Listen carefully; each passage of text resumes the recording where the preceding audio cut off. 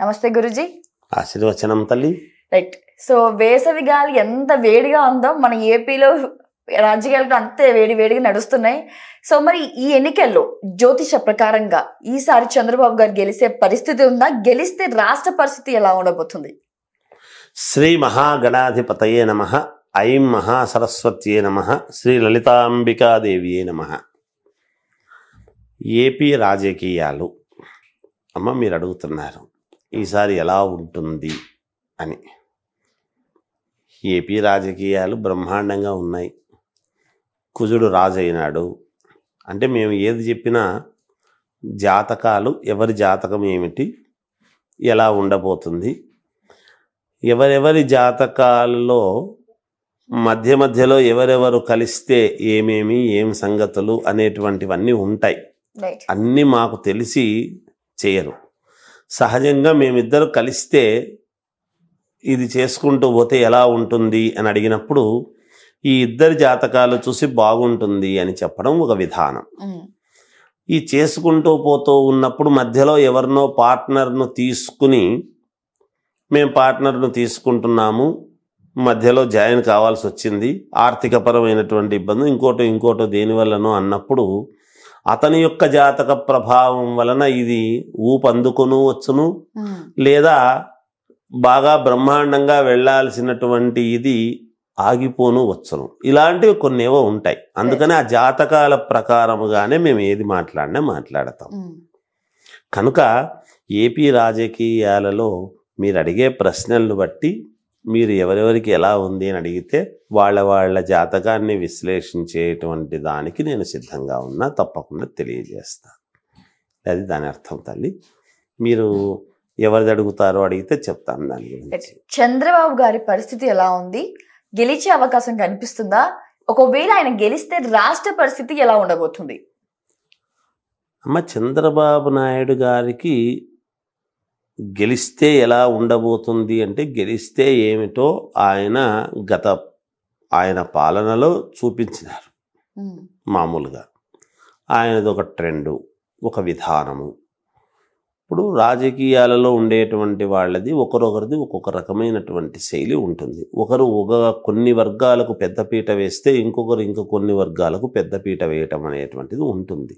కొన్ని సమస్యలకు ఆ సమస్యలు తీర్చడానికి ప్రజలు ఏదైనా ప్రజల నిర్ణయము అనేటువంటిది ఎలా ఉంటుంది అంటే, ఎక్కువ శాతం ఎవరికి మేలు జరుగుతున్నది, ఎలాంటి మేలు జరుగుతుంది, ఏమి అనేటువంటి భావనలో చూస్తారనుకుంటాను నేను ఎక్కువగా వాళ్ళకు. చంద్రబాబు నాయుడు గారి జాతక ప్రకారముగా అయితే ఆయన జాతకము బాగుంది, బాగలేదు అనేది ఏమీ లేదు.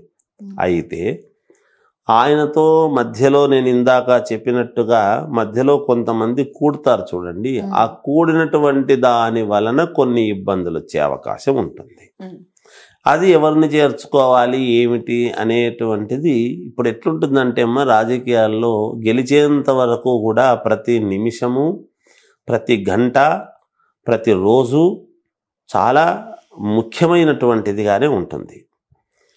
ఎక్కడైనా ఒక చిన్న పొరపాటు చేసినా ఆ పొరపాటు తర్వాత ఆయన మీద పడే ఎఫెక్ట్ అవుతుంది, చంద్రబాబు నాయుడు గారి మీద పడే ఎఫెక్ట్ అవుతుంది. అలా కొంతమంది ఎవరితో కలిసి ప్రచారాలు చేస్తే బాగుంటుంది, ఎవరితో కలిసి ప్రచారాలు చేయకుంటే బాగుంటుంది అని కొన్ని ఉంటాయి.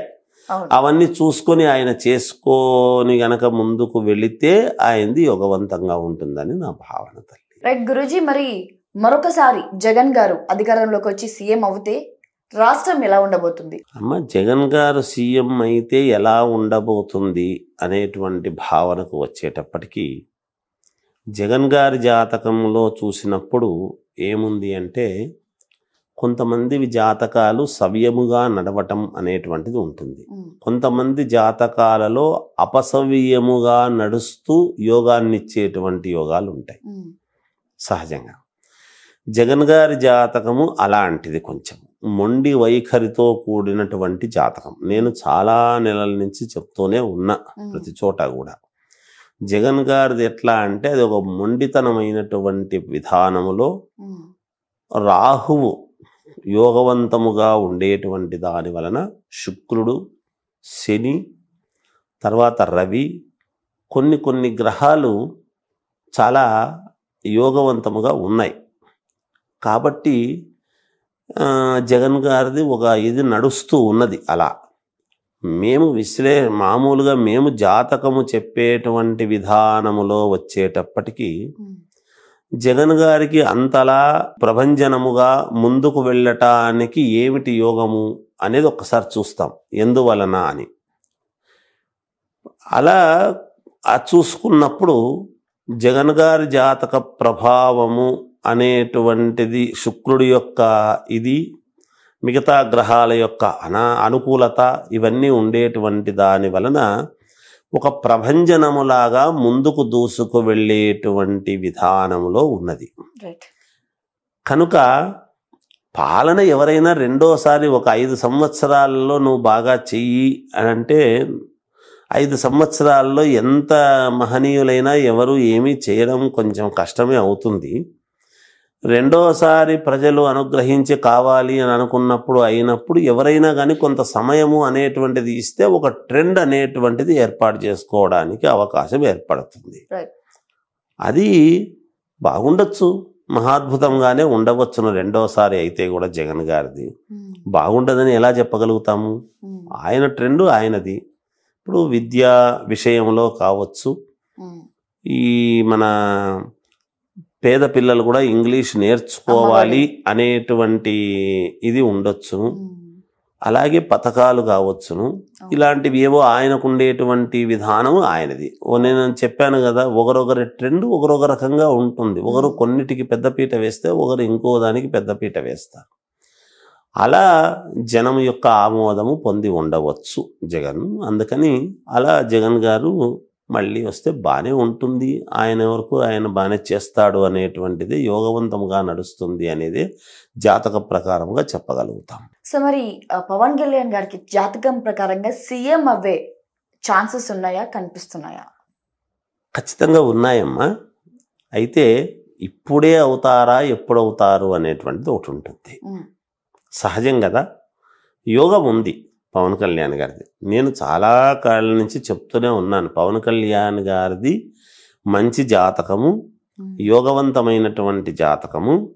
అయితే వాళ్ళు ఇప్పుడు యోగం ఒక విధానముగా వెళుతూ ఉన్నప్పుడు కొంతమంది కొన్ని సందర్భాలలో ఎప్పుడూ కూడా యోగవంతులకే మనం ఒక మాట అంటాం చూడండి, కాసే చెట్టుకే రాళ్ళు పడతాయి అనేటువంటిది ఒకటి ఉంటుంది సామెత. అలా మామూలుగా జనాలు కొంచెము నమ్మి సరేలే అనుకొని ఒక అవకాశము ఇవ్వటము అనేటువంటిది జరుగుతుంది తప్పకుండా కూడా. గ్యారంటీగా ఆయనకు మంచి యోగం ఉన్నది భవిష్యత్తులో. ఇప్పటికిప్పుడే వెంటనే అయిపోతారు అంతా అనడానికి లేదు. కానీ నేను ఉన్నది ఉన్నట్టు చెప్తాను, నాకేమి ఎవరి యందు ద్వేషము కానీ ఎవరి యందు ఇది ఉండదు, అందరి యందు ప్రేమే ఉంటుంది. మాకేముంటుందమ్మా? అందుకని జాతకాలను మనం విశ్లేషించినప్పుడు బాధించినా మన మీద గౌరవము పెట్టే విధముగా ఉండినా ఏది ఉండినా ఉన్నది ఉన్నట్టు చెప్పటం అనేటువంటిది ఒక ఇది. ఇప్పుడైతే ఖచ్చితముగా ఆయన 4 మెట్లు ఎక్కి ఒక ఉన్నతమైనటువంటి స్థితికి మొదట రావటము, తర్వాత భవిష్యత్తులో సీఎం అయ్యేటువంటి అవకాశాలు చాలా మెండుగా ఉన్నాయి, భవిష్యత్తులో ఉన్నాయి ఆయనకు. తప్పకుండా పవన్ కళ్యాణ్ గారి జాతకం చాలా యోగవంతముగా ఉన్నది, అది నేను చెప్పగలుగుతాను. సో ఇందాక మాట్లాడుకున్నట్టు మరొకసారి జగన్ గారు సీఎం అవుతే అభివృద్ధి ఎలా చేస్తారు, అభివృద్ధి పరిస్థితి ఎలా ఉంటుంది? అంటే మేము జాతకాల ప్రకారముగా ఆయన యోగం ఎలా ఉంది అంటే మహాద్భుతముగా ఉంది అనేది మేము చెప్పగలుగుతాం.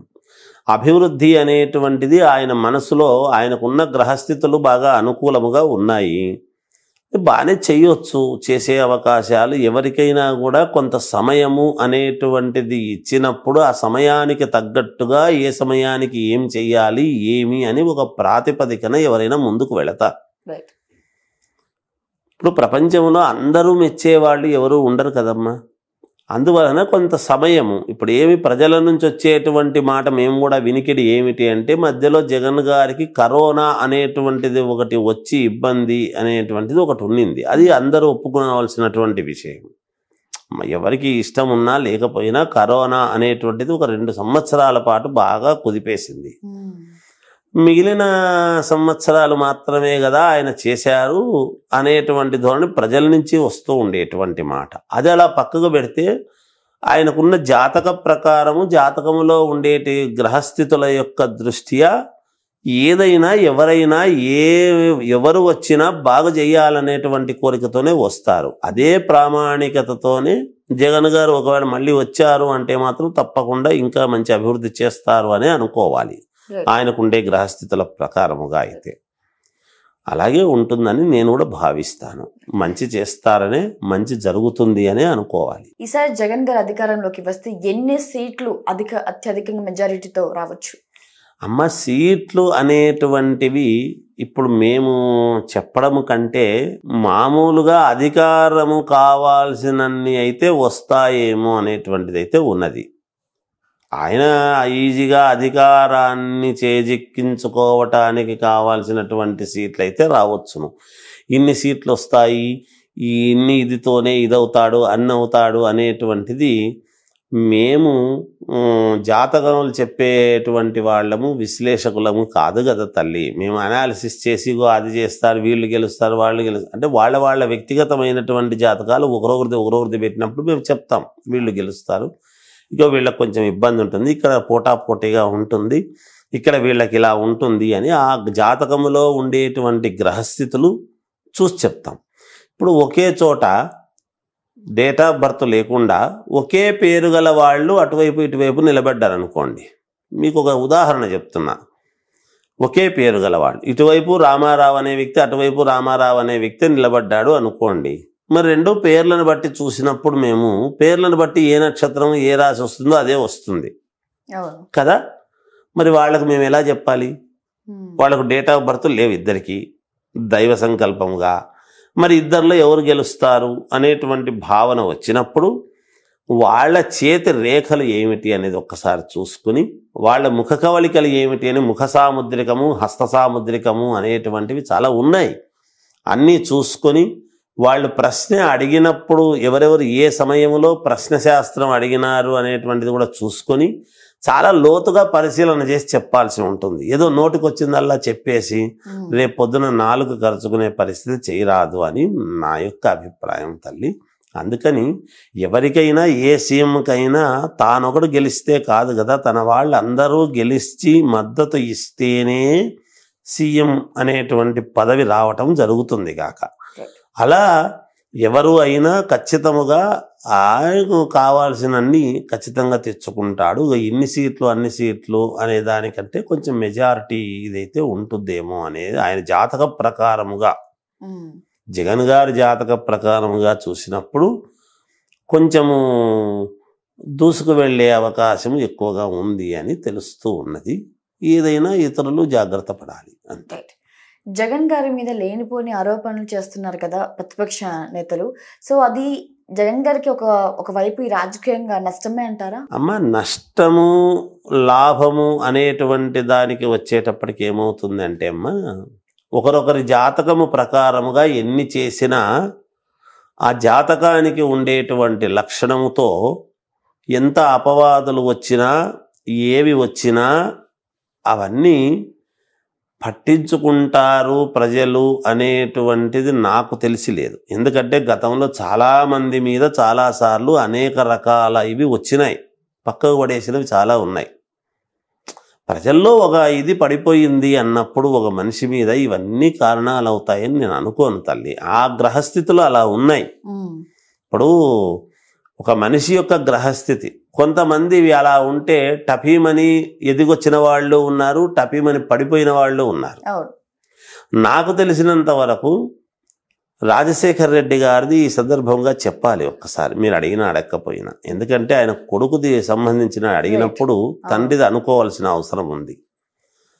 మహర్జాతకం రాజశేఖర్ రెడ్డి గారిది కూడా యోగవంతమైనటువంటి గ్రహస్థితులే. మూలా నక్షత్రం చాలా యోగవంతమైన ఇది. అయితే రాజశేఖర్ రెడ్డి గారు మరి చాలా కాలము కావాలి కావాలి కావాలి అని విసుగొచ్చి ఏమవుతాడులేబ్బా అనుకున్న సమయంలో అయ్యాడు. అయిన 5 సంవత్సరాలలోనే తన మార్క్ ఏమిటి అని చూపించాడు ఆయన. ఇవాళకి రాజశేఖర్ రెడ్డిని నాకు తెలిసి మర్చిపోతారు అనుకోవడానికి లేదు. చంద్రబాబు నాయుడు గారిది ఒక రకమైనటువంటి శైలి అయితే రాజశేఖర రెడ్డి గారిది ఇంట్లో ఫోటో పెట్టుకొని అవును పూజించేటువంటి తత్వం అయింది. అవును ఇప్పటికీ అది అనుకుంటున్నారు కదా, అది నేను చూసా, కళ్ళారా చూసా, ఎంతో మందికి అవును ఇళ్లలో చూసాం. అలా చూసినప్పుడు ఏమైందంటే ఇంకొక 10 సంవత్సరాలు గనక రాజశేఖర రెడ్డి గారు గనక పరిపాలన గనక చేసి ఉంటే అసలు ప్రపంచ పటంలో ఎక్కడో ఉండేది. మరి అవకాశము భగవంతుడు ఇవ్వలేదు. అలా ఒకరొకరిది ఒక్కొక్క రకమైనటువంటి ఇది ఉంటుంది. ఇప్పుడు తండ్రి ఛాయలకు సంబంధించినటువంటివి కొడుగ్గా ఎంతో కొంత ఉంటాయి కదా. పాలన పరిపాలించేటువంటి విధానంలో కొంచెం అటు ఇటు ఉండవచ్చునేమో, కానీ అభిప్రాయాలు కొంచెం ముందుకు తీసుకెళ్ళాలి, చెయ్యాలి, నలుగురికి మేలు చెయ్యాలి అనేటువంటి భావన ఉండవచ్చు కదా ఆయనకు. ఆ ప్రకారముగా ముందుకు వెళ్ళొచ్చు. కాబట్టి మంచి పరిపాలన అందిస్తారని మనం ఆశించాలి. అలాగే చేస్తారని నాకు ఆయన జాతక ప్రకారంగా ఉన్నటువంటి తెలుస్తోంది. టీడీపీ, జనసేన, బీజేపీ కూటమిగా ఏర్పడడం వల్ల ఏ పార్టీకి నష్టం? ఇక్కడ మనం గమనించాల్సిందేటువంటిది ఏమిటంటే అమ్మా, నేను పేర్లు చెప్పను కానీ ఇక్కడ శల్య సారథ్యం జరుగుతుంది అనేటువంటిది నాకు అర్థమవుతుంది, నాకు తెలిసినంత వరకు. ఎందుకు అంటే నిజంగా యోగవంతమైనటువంటిది బ్రహ్మాండముగా ముందుకు వెళ్ళాల్సినటువంటి అవసరము ఉన్నింది. కొంత ఇబ్బందికరమైనటువంటి పరిస్థితులు అనేటువంటివి తెలుస్తూ ఉన్నాయి. మరి ఏ కారణము చేత ఏమి అనేటువంటిది బయటికి అనేక కారణాలు, మేము మామూలుగా గ్రహస్థితులు అవి చూసినప్పుడు ఇక్కడ 3 కలవటము అనేటువంటిది వాళ్ళకి ఏమైనా ఉపయోగం ఉందేమో, కానీ 3 పార్టీలు కలయిక అనేటువంటిది వచ్చినప్పుడు భిన్న వైఖరి అనేది ఇవి కొంచెం చూపిస్తూ ఉన్నది. 3 పార్టీల యొక్క ఇది మనము విశ్లేషణ చేసినప్పుడు, మేము జాతక ప్రకారంగా చూసినప్పుడు చిన్న ఇబ్బందులు అనేటువంటివి అయితే తెలుస్తూ ఉన్నాయి. ఎందుకంటే మూడు విధానాలు, మూడిటికి 3 వేరువేరుగా ఉంటాయి. దాంట్లో 2 కలవవచ్చును. దీనికి మీకు ఒక ప్రామాణికం చెప్తాను. శివస్య హృదయం విష్ణు, విష్ణువస్య హృదయం శివ, 2 ఒకటే, వేరు కాదు అని చెప్తున్నాం. బ్రహ్మ ఏమైనట్టు? మరి త్రిమూర్తులు కదా, ముగ్గురు అని అంటున్నాం కదా, సృష్టి స్థితి లయకారకులు అంటున్నాం. మరి ఇక్కడ ఏమైనట్టు? ఇవి 2 ఒకటే అంటే ఒకటి వేరే అనేది అక్కడే తెలుస్తున్నది కదా. అలా ఉంది పరిస్థితి తల్లి. నేను ఎక్కువ దాని గురించి చెప్పటం కంటే వాళ్లకు తెలుసు, అందరికీ తెలుసు అని అనుకుంటాను నేను. రైట్ గురూజీ, మరి జూన్ ఏపీలో ఏ జెండా ఎగరబోతుంది అని అడిగితే మీరేం సమాధానం చెప్తారు? జూన్లో ఏ జెండా ఎగరబోతుంది అని అంటే, నేను మనం ఇందాక మాట్లాడాము, చాలాసార్లు అనుకుంటున్నాము. నిజానికి ఎన్ని మాట్లాడినా ఏమనుకున్నా మామూలుగా వైఎస్ఆర్సీపీ కొంచెము రావచ్చు అనేటువంటి ఇదిలోనే ఉన్నది తల్లి. వచ్చే అవకాశాలు ఉన్నాయి అని తెలుస్తూ ఉన్నది ఇప్పుడు వరకు ఉండేటువంటి పరిస్థితిని బట్టి. అది తల్లి. ధన్యవాదాలు. ఇప్పుడు ఆపరేషన్ లేకుండానే మోకాళ్లకు ప్లాస్మా ట్రీట్మెంట్. మీ ఆర్థోపెడిక్ సమస్యలన్నిటికీ రోబోటిక్ టెక్నాలజీ ద్వారా తక్కువ ఖర్చుతో శాశ్వత పరిష్కారం. Free consultation. ప్రతి ట్రీట్మెంట్ పై 20% డిస్కౌంట్. ఈ ఆఫర్ కొద్ది రోజులు మాత్రమే. త్వరపడండి. V9 hospitals 9281465842.